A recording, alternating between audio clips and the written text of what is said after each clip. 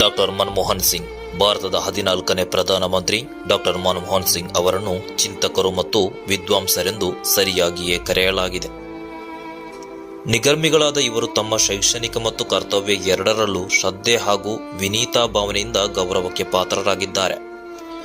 ಪ್ರಧಾನಮಂತ್ರಿ ಮನಮೋಹನ್ ಸಿಂಗ್ ಅವರು 1932ರ ಸೆಪ್ಟೆಂಬರ್ 26ರಂದು ಅವಿಭಜಿತ ಭಾರತದ ಪಂಜಾಬ್ ಪ್ರಾಂತ್ಯದಲ್ಲಿ ಜನಿಸಿದರು. ಡಾಕ್ಟರ್ ಸಿಂಗ್ ಅವರು ಮೆಟ್ರಿಕ್ಯುಲೇಷನ್ ಪರೀಕ್ಷೆಯನ್ನು 1948ರಲ್ಲಿ ಪಂಜಾಬ್ ವಿಶ್ವವಿದ್ಯಾನಿಲಯದಿಂದ ಪೂರ್ಣಗೊಳಿಸಿದರು. ಅವರ ಶೈಕ್ಷಣಿಕ ಸಾಧನೆ ಅವರನ್ನು ಪಂಜಾಬ್ನಿಂದ ಇಂಗ್ಲೆಂಡಿನ ಕೇಂಬ್ರಿಡ್ಜ್ ವಿಶ್ವವಿದ್ಯಾನಿಲಯಕ್ಕೆ ಕರೆದೊಯ್ಯಿತು. ಅರ್ಥಶಾಸ್ತ್ರದಲ್ಲಿ ಡಿ.ಫಿಲ್ ಗೌರವ ಪಡೆದರು. ಯುಎನ್ನ ಸಿಟಿಎಡಿ ಸಚಿವಾಲಯದಲ್ಲಿ ಅವರು ಕೆಲಕಾಲ ಸೇವೆ ಸಲ್ಲಿಸಿದರು.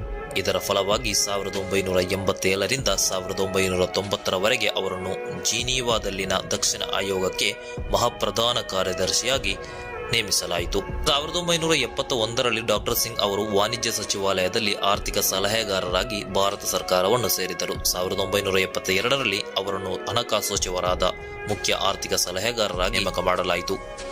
ಸಿಂಗ್ ಅವರು ಹಣಕಾಸು ಸಚಿವಾಲಯದಲ್ಲಿ ಕಾರ್ಯದರ್ಶಿಯಾಗಿ, ಯೋಜನಾ ಆಯೋಗದ ಉಪಾಧ್ಯಕ್ಷರಾಗಿ, ಭಾರತೀಯ ರಿಸರ್ವ್ ಬ್ಯಾಂಕ್ ಗವರ್ನರ್ ಆಗಿ, ವಿಶ್ವವಿದ್ಯಾಲಯದ ಅನುದಾನ ಆಯೋಗದ ಅಧ್ಯಕ್ಷರಾಗಿ ಉನ್ನತ ಸ್ಥಾನವನ್ನು ಅವರು ಅಲಂಕರಿಸಿದರು. ಸ್ವತಂತ್ರ ಭಾರತದ ಆರ್ಥಿಕ ಇತಿಹಾಸದಲ್ಲಿ ಒಂದು ಮಹತ್ವದ ತಿರುವು ಮೂಡಿತು. 1991ರಿಂದ 1996ರವರೆಗೆ ಡಾಕ್ಟರ್ ಸಿಂಗ್ ಅವರು ಭಾರತದ ಹಣಕಾಸು ಸಚಿವರಾಗಿ ಸೇವೆ ಸಲ್ಲಿಸಿದ್ದರು. ಅವರು ಆಗ ಮಾಡಿದ ಆರ್ಥಿಕ ಸುಧಾರಣೆಗಳಿಗೆ ಈಗಲೂ ವಿಶ್ವದ ಮುನ್ನಡೆ ಇದೆ. ಜನಪ್ರಿಯ ದೃಷ್ಟಿಕೋನದಿಂದ ನೋಡುವುದಾದರೆ ಭಾರತದ ಅಂದಿನ ದಿನಗಳು ಡಾಕ್ಟರ್ ಸಿಂಗ್ ಅವರ ವ್ಯಕ್ತಿತ್ವವನ್ನು ಬಿಂಬಿಸುತ್ತವೆ.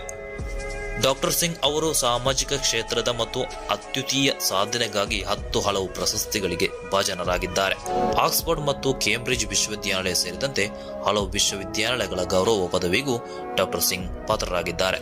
1998ರಿಂದ 2004ರವರೆಗೆ ಅವರು ಮೇಲ್ಮನೆಯ ಪ್ರತಿಪಕ್ಷದ ನಾಯಕರಾಗಿಯೂ ಸೇವೆ ಸಲ್ಲಿಸಿದ್ದಾರೆ. ಡಾಕ್ಟರ್ ಮನಮೋಹನ್ ಸಿಂಗ್ ಅವರು 2004ರ ಮೇ 22ರಂದು ಭಾರತದ ಪ್ರಧಾನಮಂತ್ರಿಗಳಾಗಿ ಅಧಿಕಾರ ವಹಿಸಿಕೊಂಡರು. 2009ರ ಮೇ 22ರಂದು 2ನೇ ಬಾರಿಗೆ ಪ್ರಧಾನಮಂತ್ರಿಗಳಾಗಿ ಅವರು ಮತ್ತೊಮ್ಮೆ ಪ್ರಮಾಣ ವಚನ ಸ್ವೀಕರಿಸಿದರು. ಡಾಕ್ಟರ್ ಸಿಂಗ್ ಅವರು ಪತ್ನಿ ಕೌರ್ ಮತ್ತು 3 ಪುತ್ರಿಯರಿದ್ದಾರೆ. ಆದರೆ ಇವತ್ತು ಡಾಕ್ಟರ್ ಸಿಂಗ್ ಇನ್ನಿಲ್ಲ.